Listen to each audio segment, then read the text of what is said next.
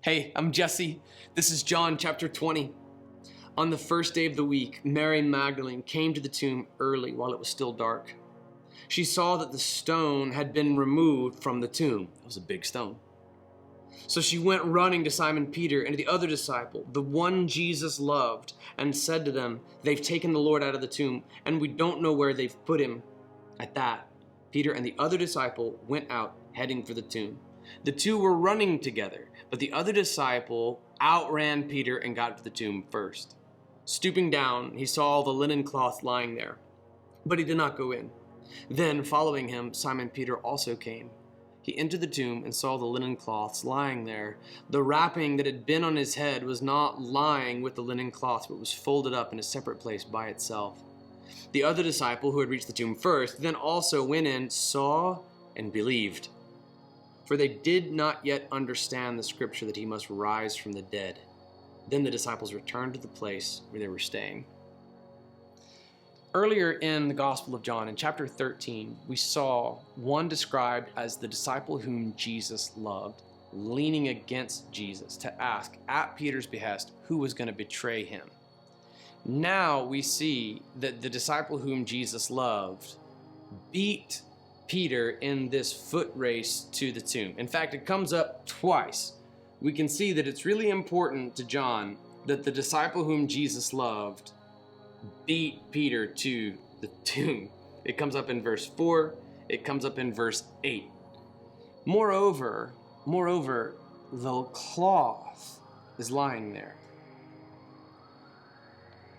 There's one teaching that says that this was the Shroud of Turin. Now, I don't have a dog in the fight. I don't care if it's the Shroud of Turin. If it's not the Shroud of Turin, it was some other shroud. It could be the Shroud of Turin, but my whole worldview isn't hanging in the balance. Don't let anybody tell you that if this ancient artifact turns out not to be the shroud that belonged to Jesus, then all of Christianity is debunked. No, all of Christianity was intact before we found the Shroud of Turin. If it turns out that it belonged to some dude named Jimbo, then that's fine. That's fine. All right, Christianity is fine. It's just be really cool if that was Jesus' burial shroud.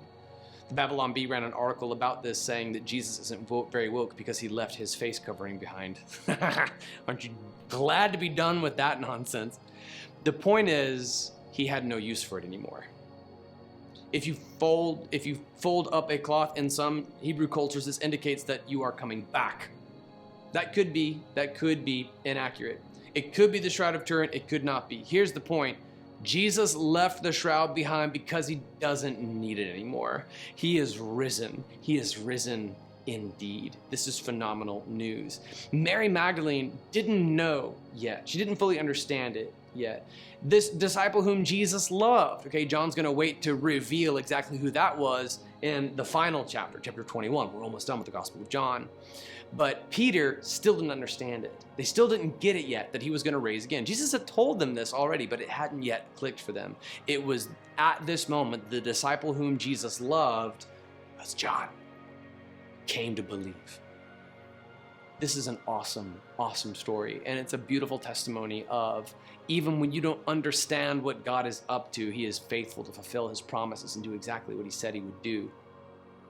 May you see the incredulity of Mary Magdalene, and would you see the story of Peter and his lack of ability to fully understand that God did what he said he would do, and would you aspire to be like the disciple whom Jesus loved and say, I don't understand what God's doing right now, but I believe in faith that he's going to do the impossible, that he has done the impossible, that he has risen from the dead.